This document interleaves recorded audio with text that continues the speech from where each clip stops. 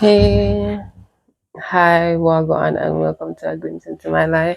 My name is Danielle, and this is my lifestyle and commentary channel that I upload whenever I feel like it. Um, I will relearn my intro. I will. That was a butchered version. We're gonna have to live with it for now. Today marks my return to my channel in a hopefully new wave of consistency because I'm finished with my undergraduate degree. Woo! But as I move into a new stage of life that may continue to also be very challenging to, balance all of my hobbies and like my responsibilities. So I guess I'll just try harder this time. Anyways, in this video, we're going to be talking about Married at First Sight. If my little dreams, my visions while I plan my YouTube comes to fruition, then this will probably be some type of Married at First Sight rewatch series, playlist kind of vibe on this channel. And it's beginning with this video. So I used to watch Married at First Sight with my mother in my teenage years, and there's some seasons that I watched right from beginning to end every single week. I was there. There's other seasons that I have a good idea of, but I was not watching it as consistently, and this is one of those seasons. Now, why I decided to rewatch this one? Because one, I hadn't watched it throughout. So I was like, there's probably some missing context. Secondly, this is one of the seasons that stood out to me for reasons that we will discuss throughout the remainder of this video. For Married at First Sight season 9, I was 16 when it was first airing in 2019. And that was just a pivotal year for me because I had become one of the upper classes. What's the word? I became upper school. I went into grade 10 that year, and I became upper school. It got harder. It was also the year before CSEC exams, which is like a 2-year exam thing in Jamaica. So like I just could not focus on Married at First Sight, not as much as I wanted to at least. And I genuinely developed jealousy towards my mother, who was able to watch it every week. But yeah, I remember being 16. I remember watching this season, in periodically, and being quite confused about a lot of things and realizing how much context I was missing, but just also a lot of things that I just was not understanding. So it was genuinely top priority for me to come and rewatch it when I just felt like rewatching Married at First Sight. So enough of that. If you don't know what Married at First Sight is, Married at First Sight is a reality TV franchise where usually 4 to 5 couples from a general or a specific area are matched by a panel of experts to be married when they first meet at the altar. So this season's experts comprised of Dr. Pepper, she's a sociologist, Pastor Cal, which is a pastor, and Dr. Viviana Coles, and I think she's a sex therapist. I'm going off of my memory. I didn't double check that one. So the experts match these couples based on, or are supposed to match them based on like personality, goals, their vision of life, their principles, and stuff like that, gleaned from a interview that they do, a filmed interview process. And I assume that there's some behind the scenes questionnaires and stuff that just aren't filmed. And sometimes you watch the show and you really have to wonder, is it the experts that are dumb, or is the interview process not working? I know it's reality TV, and I know that you want drama and stuff like that, but I find it so hard to wrap my head around that they're just putting random people together for the drama. This is people's lives. Like, this is a legally binding marriage. There's people that struggle, like that get divorced at the end of the 8 weeks. They marry for 8 weeks, and at the end of the 8 weeks, they get to choose if they remain married or get a divorce. And there's people that choose to get divorced at the end of those 8 weeks, and they take like years to finalize the divorce. Like, this is a serious thing. Why would you be putting random people together, or people that are obviously incompatible together, just for the drama? I know people are vindictive and evil and all of those things, but surely. Anyways, this season's couples were Diana and Greg. They're one of my all-time favorite couples. And this season's like smooth sailing couple, there's usually a smooth sailing couple like with little to no problems, or when they do have problems, they tend to be quite mild, at least relative to the other couples throughout the season. But I think if you were supposed to put Diana and Greg, this season's smooth sailing couple, across all the other smooth sailing couples, they would probably be, lower on the spectrum. They'd probably be amongst the rockiest. And that is probably due to other people's perception of their relationship, because I didn't find as much problem with it as so many other people did. But that's maybe because I have a soft spot for Diana and a very obvious bias, because I feel like she is how I would be in an experiment like this. Spoiler alert, they're the only couple that's together until today. I just hope it's a happy and a genuine union. Okay, the next couple were Keith and Iris, and Iris was a 27-year-old virgin, and boy, did Keith want no parts of it, like at all. At 16, I didn't understand at all. Like, I didn't understand why that would be of any consequence, why that would be important, significant. I didn't understand why that could cause a problem. And at 22, I do understand. And by understand, I don't mean agree. I mean understand as in like my brain knowing more about the world and people, just like understanding more. I'm able to get why he would have had some type of problem with it, why he would have had a problem with her lack of experience, or her hesitancy, or her awkwardness when sensual or sexual behaviors, tones, or conversations came up, and why that would be off-putting to him. I understand why intimacy and sexual chemistry would be important to him. I don't understand it being the deal breaker of the marriage, especially since she was open to trying and it just didn't happen in those 8 weeks. And it seemed like for him that if it didn't happen in those 8 weeks, that it wasn't meant to happen at all. And okay, sure, fine. But when you watch the season and then you see how he, in the beginning, he kind of behaves like it's not that big of a deal. And then he finally, close to the end, admits how big of a deal it was for him. It's kind of like, why didn't you say that to begin with? Outside of that, they actually, like personality wise, got along really well. So it really is a shame.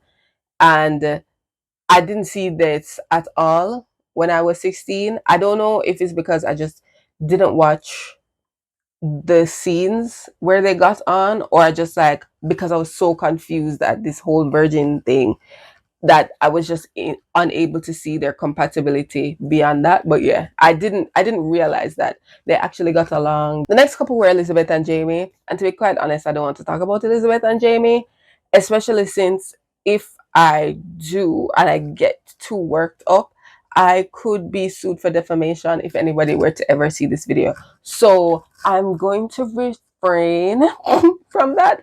And all I will say is that I didn't like Jamie, and I never have. Okay, Elizabeth had her faults. Elizabeth had things she needed to work on, but like, let me stop right there. Let me stop right there. They actually decided to remain married, but then they got a divorce some years later. Lastly, though, the couple that I'm going to spend this video talking about is Matt and Amber. And that's because when I was rewatching this season, which I didn't mean to make a video about, I did not intend to make a Married at First Sight video, but when I was watching this season, I had an epiphany. And I said, wow, what if the way I am today is because of Matt and Amber?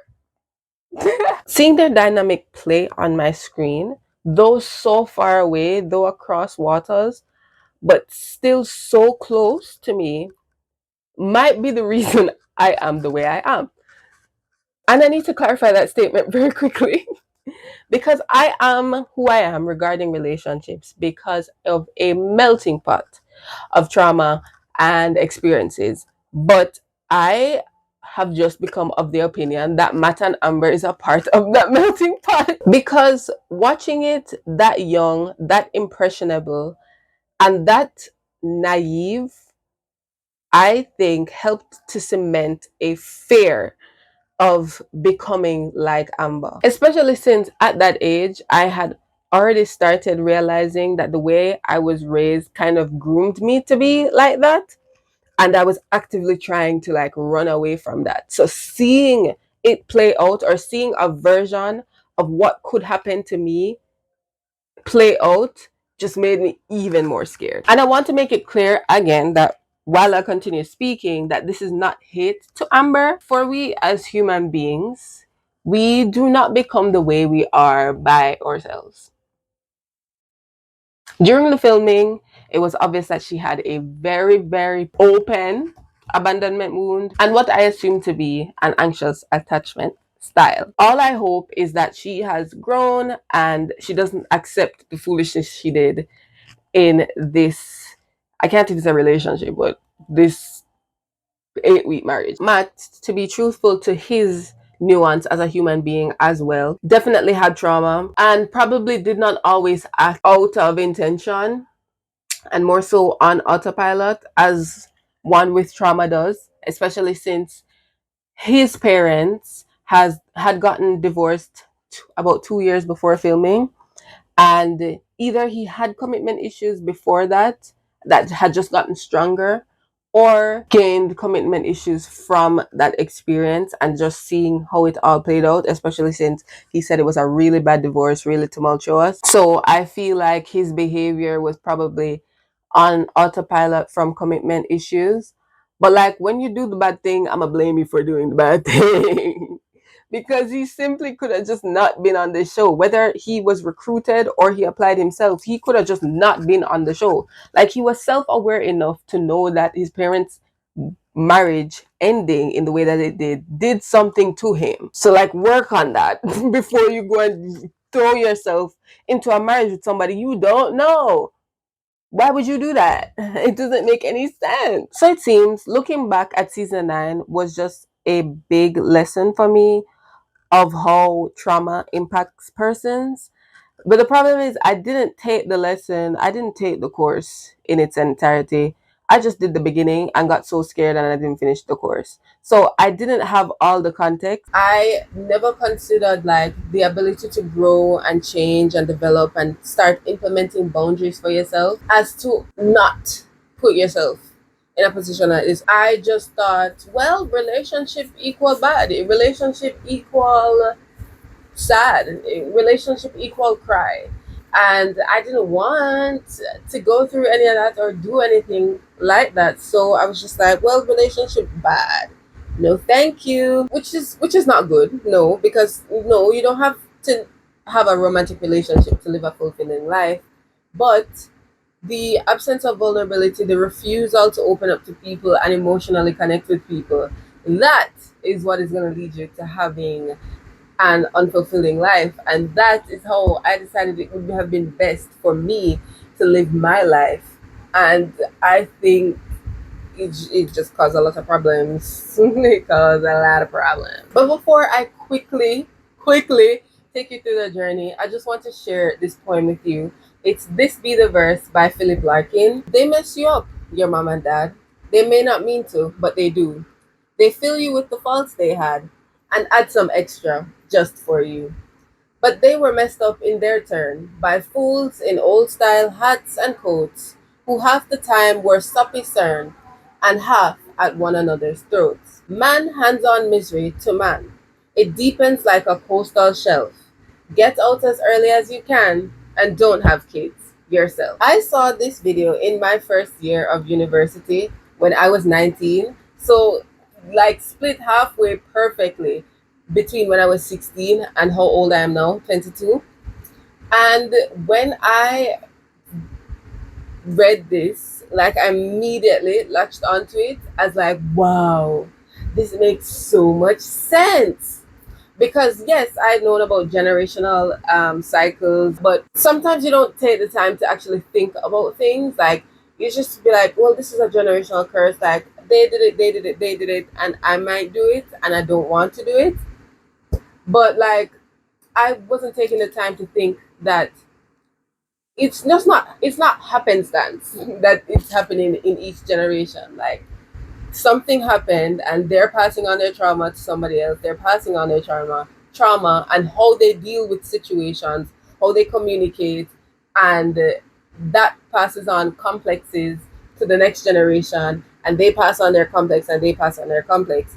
And I had never truly considered also that the way to stop that, or the surefire way to stop that, was to not have any children. And as for somebody that had always wanted kids, especially at one point before I realized that kids cost money, like, had wanted a lot of kids, um, that just had never crossed my mind. So this poem at the time was extremely revolutionary for me. I've grown now from how I saw it then, but outside of me, I think this poem encapsulates Amber and Matt's journey on Married at First Sight very, very well. Both of them and the problems that they had in their marriage are because of what happened or what their parents did, either to them or to each other, that they saw. And of course, everybody navigates life with how they were treated by their parents or a parental figure or a significant figure in their life. But that doesn't mean that it is the crux of most of your problems. For Amber and Matt, literally almost everything they did stemmed from complexes that they developed because of their parents. And it's like, whoa, whoa, like, not even I'm that bad. But anyways, to actually finally get into the overview, Amber is not Matt's type. Matt said he did not prefer shorter girls in the interview process, and they go get him like a girl that's 5'2" when he is a basketball player. He's like 6'5", 7, I don't know, 6 something.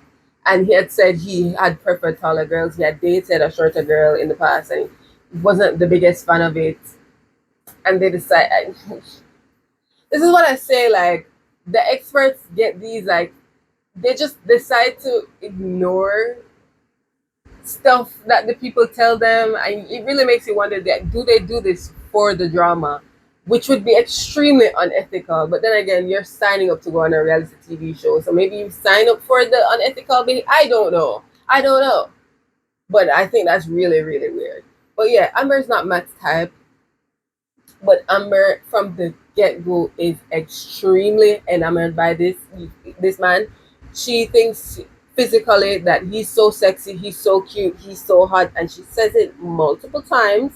But also outside of that, she calls him perfect on like the first day, the second day. So I'm assuming this includes more than just his looks, but then also, like, you can't know that a guy is perfect based off of his character 1 or 2 days in. So, like, I don't know where she was getting this from. But this is the reason why I believe she has the anxious attachment style. Because what do you mean this man is perfect? You don't know him. Having a husband is a dream come true. Like, I wanted to get married at first sight to meet this exact man. Like, Matt is perfect. He's everything I hoped for. At their wedding reception, there was a bride and father dance. And then after that, there was a groom and mother dance that Matt said he was going to take out because he did not invite his parents to the wedding. In fact, he did not tell his parents that he was getting married at first sight. Therefore, his mother was not in attendance. Okay, that's odd. That's odd, right? Okay, that's odd. I have no problem. I'm not the type of person that's going to be like, blood is thicker than anything. You should fix your relationship with your parents. You have to have a good relationship with their parents. No, I'm not that person. However, he says he still talks to his mother since the divorce. He says he doesn't talk to his dad anymore. They have not spoken since the divorce. And he says he plans to reconcile at some point, but he doesn't talk to him now. So I understand him not telling his father.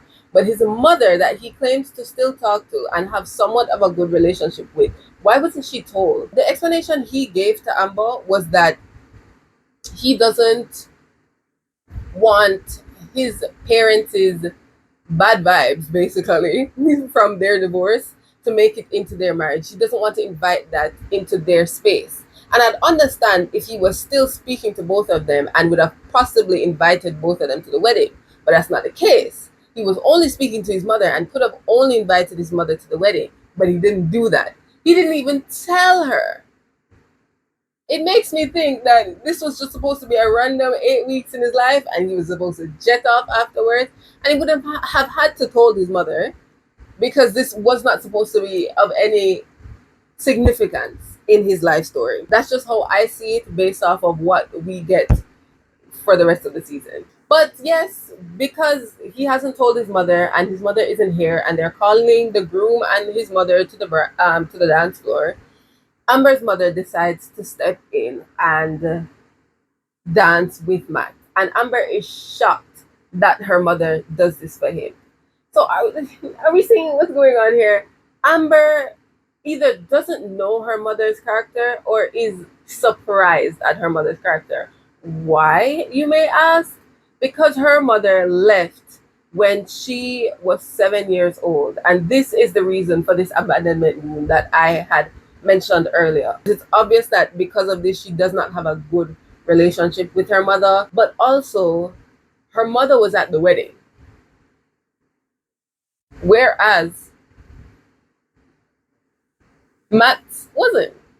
So I just find that very interesting, that even though they had both had bad experiences with their parents, either further in the past or more recently, they had taken a very different approach to it. One of her relatives even says that family is most important, and it's obvious from the mother being there, even though there's no clear relationship between them, that is how she sees it.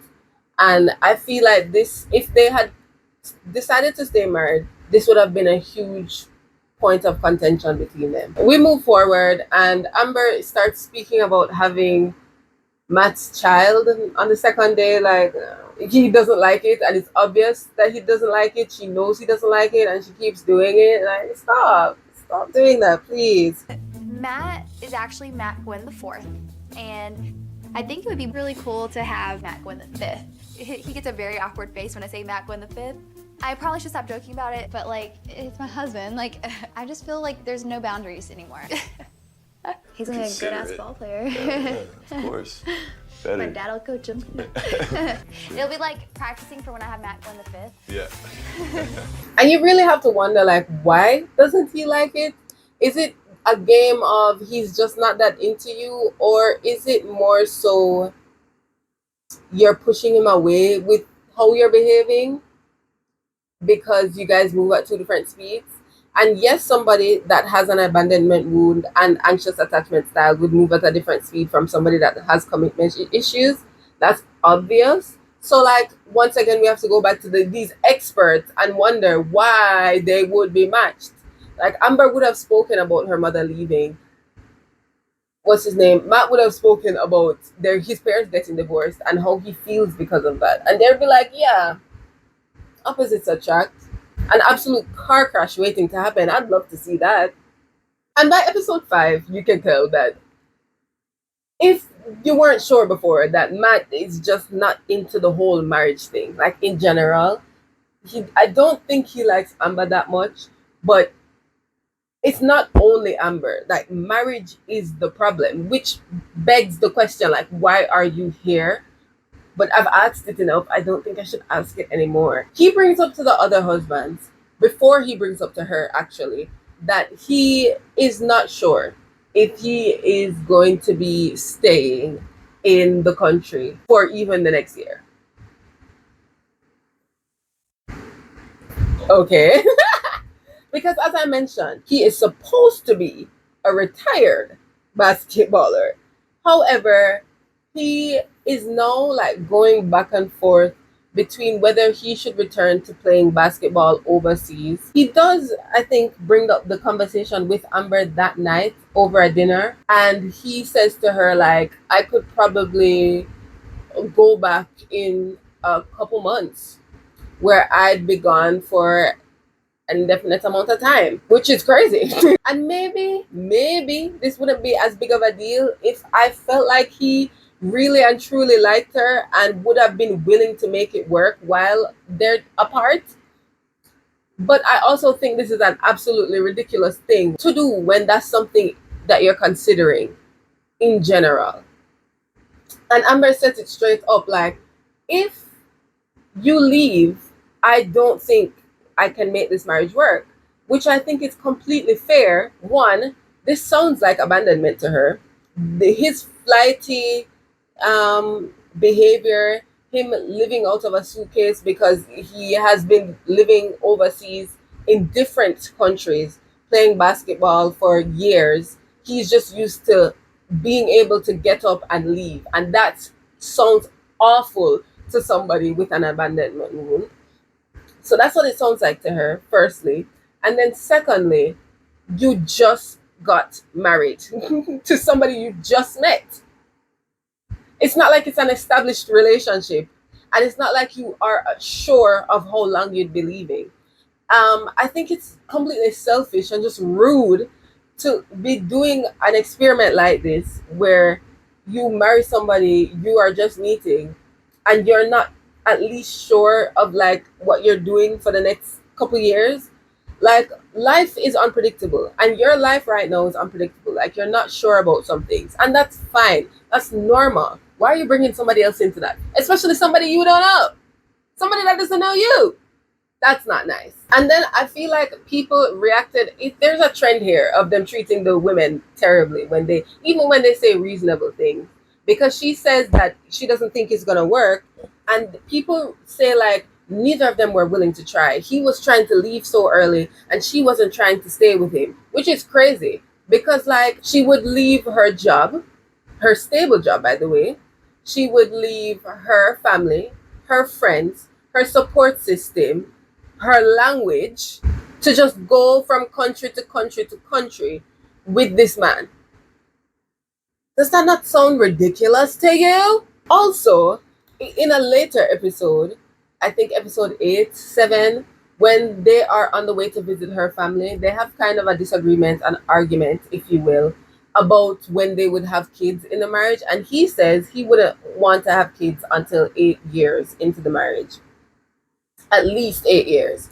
And if this was just so like at that point in my life, I'd like to have kids, then it would be different. But he says that it would be 8 years because he would like to vet the person to make sure that this is the type of person that he'd be wanting to have kids with. Why'd you get married at first sight? This vetting stage that you speak of, that's supposed to be dating. That's what dating is. Like, I'm not saying that it can't change after that and that people don't hide their behavior, but like waiting 8 years to say I'm trying to see if you're a good person.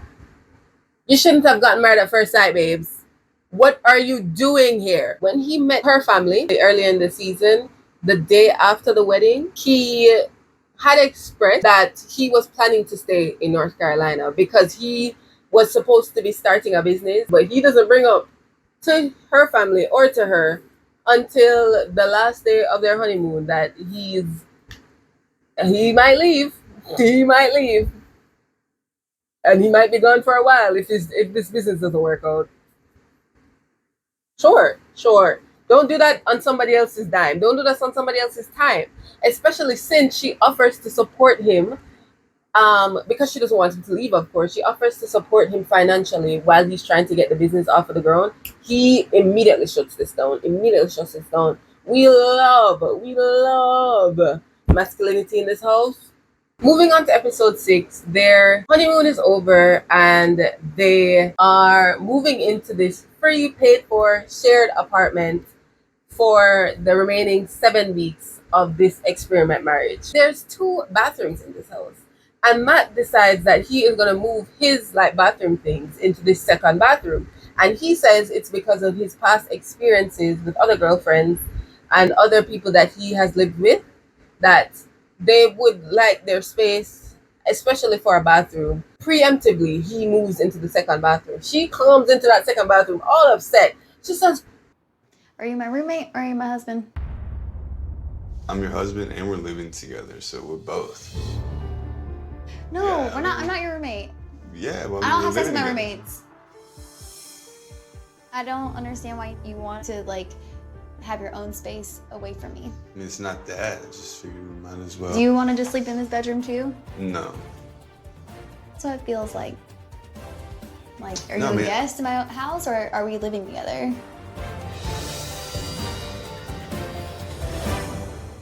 It's just a wrong assumption of his behavior, a wrong perception of his behavior, but it's obviously a wrong perception of his behavior because of her complexes and because of her trauma.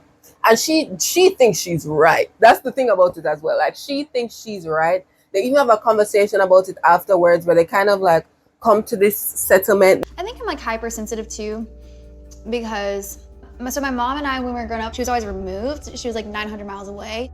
So when I see people creating distance, I think I immediately go to that mindset. Like, they're creating distance from me, you know? So. No, yeah, I understand completely. But that bathroom's far from 900 miles away. Right. I'm just hypersensitive to stuff, I think. I was thinking about you. I was like, man, I thought you would, you know, be happy about it. Like, hell yeah, I got my own bathroom space. Like, Yeah, I just don't want to turn into that couple that like sleeps in separate rooms and like does everything separate. Yeah. But then she visits her sister the next couple episodes, and her sister, that probably has similar complexes, interprets it the same way, and she's like, well, yeah, that's strange, that's weird, and she's like invigorated or feels justified in her reaction. But then she talks to the girls a little later, the other girls that have gotten married, and they're like, no, I would have loved that space actually. I like, if he did that, I would have been like, wow, so considerate, so generous. And then she's like, oh, maybe I did overreact. And I think maybe that behavior exhibited kind of is the catalyst for what happens in the next episode. But this is also the episode that stood out the most to me when I watched it, and the real reason that I wanted to rewatch this season first. In episode 7, Matt leaves and does not come home. I mean, he does come back eventually, but like, he leaves at like 4 p.m., 3 p.m., and he just does not come back until early the next morning. She's texting him, she's calling him, he doesn't respond. And then he comes back with a sick, twisted excuse. Oh, I was just out with friends. If you were just out with friends, why didn't you tell me that? What stuck in my mind the most from I was 16, and I would randomly think about it at different points of my life, was hearing Amber sob and cry and cobble for hours.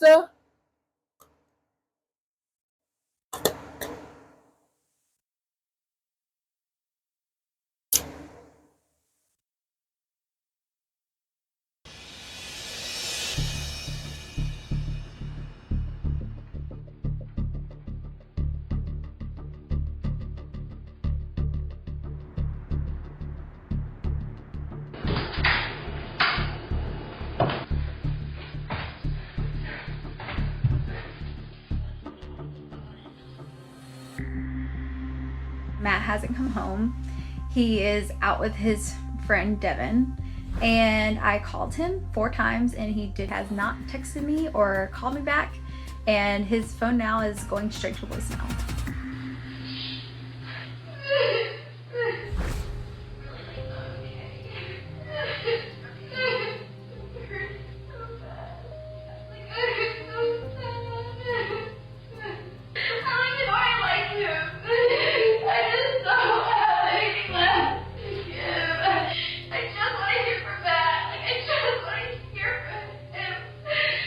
It's 2 o'clock in the morning. Matt hasn't come home, and I was just really worried about my husband because he isn't home, and I haven't heard from him. I don't know if he's okay or not. I feel like my husband doesn't love me or like me or even care about me. I don't want to do this anymore. Like, he does not care about me at all. I forgot the most important part. She finds his wedding ring in their bedside table. And then when he comes home, he's like, yeah, I was just, oh, so sorry. Like, I didn't realize you'd take it that way. I won't do that again. And then he does it again. I'm pretty sure it was the next day as well. Like, I actually didn't relook. I'll put it in the editing if it was the next day or when it happened or, whatever. But he does it again. I know that much. I know that much.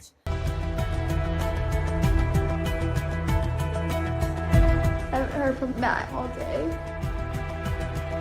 I just want Matt to come home. I just feel like it's rejection. When he doesn't come home, he's saying he doesn't want to be with me and that I'm not enough for him. And then later on in the season, I remember her friend had come to her being like, we saw him out with girls.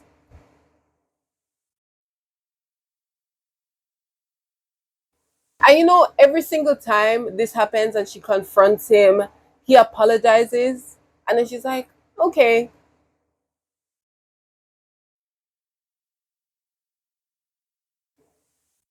I'm willing to do whatever it takes to make it work. I will literally do anything. Even though I'm hearing this, it's like, I hate the idea of giving up because I like him so much. And like, I want this to work so badly, like so badly. Even though Matt has done some disrespectful things, I still like him, have a connection with him. All right. Lately, Matt has been giving me more quality time. And it feels like he does want to be with me. So this time is gonna be really important for me to reflect and to make this decision. I don't want to give up because for me, marriage is forever. That was also damaging for me to see because I was like, oh my God, in relationships, you don't use your brain. I can't put myself through that. I realized that relationships just would cost too much. The price would be too much. My sanity, my control, my feeling of stability, my ability to trust, like, no. Seeing her completely inconsolable on that couch did a number on me. And then seeing him come home and apologize half-heartedly, lacklusterly, and for her to take him back, be like, okay, we'll try to work it out. And then he still wouldn't try.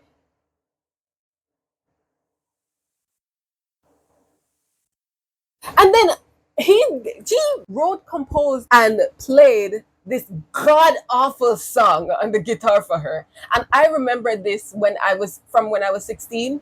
And I don't know if my mother was trying to defend him, because I know my mother didn't like him, but I don't know if she was like, oh, he's trying, at least. Ugh. But I don't know if that's what she was thinking, but I remember her being like, it wasn't that bad, which is crazy because my mother's a better musician than I am. She sings way better than I ever could. So like, she knows that it sounds bad. So I know she was lying to me, but I kind of felt like I allowed myself to be gaslit. So I kind of wanted to go back to this season also to see if the song was as bad as I remember. And it was. And it was. And the people on Reddit who I usually disagree with, they agreed with me. It was awful. And she cried. Well, I got a little something else for you. What? You're playing for me? We'll play you a little something. No. These risks I take in search of diamonds and pearls. Ooh, how fortunate. And it's just beautiful. Diamonds and pearls. Oh, wait. I think I just seen nothing like that before, and it did a complete and absolute shock to my system as a 16-year-old, like seeing all of these things that could happen that I'd never considered before, and just like making an ignorant and naive fear around it. Like when I'd first learned about quicksand, I developed a fear of like falling in quicksand. There's no quicksand in Jamaica. That literally was not going to happen to me.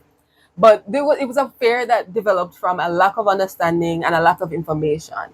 That's just the same thing that happened here. Like, I saw that this could happen, but I had no context of what I could do to prevent it or that I could even prevent it, you know? And then this fear ended up being defended by patterns that I saw in relationships. Like I saw things like this continuing to happen, even if not on the same scale or to the same magnitude. I saw it happen where people were used in relationships and they cried and they this and they that and would either go back, or even if they didn't and were able to walk away, they were still so scarred from it. And I didn't want to go through that. But I am learning now that it does not have to be like that. And the fact of the matter is, relationships will hurt, but it does not have to be like how we saw Amber on that couch. We need to be aware of who we are. We need to be aware of what shapes us. We need to be aware of our complexes and our traumas, and not only aware of it, but actively trying to like work on it, work on ourselves,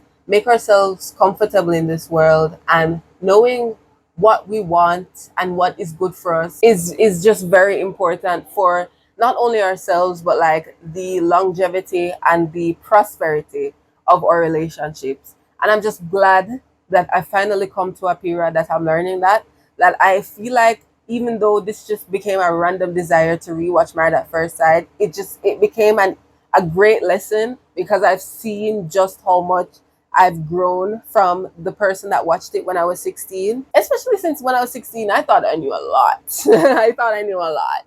I think this experience, outside of just like causing a fear of relationships, romantic relationships, also like caused me to develop an obsession with pathetic men in romantic relationships, in the only medium that I would consume them, media, books and movies and stuff like that. Love a pathetic man. Love a pathetic man. Oh, completely obsessed with the girl? Yeah, sure. Because if somebody's gonna be vulnerable, it's not gonna be me. It's not gonna be that girl. She's not gonna get played. But I was just saying that it wasn't out of, oh, this relationship dynamic is so cute and so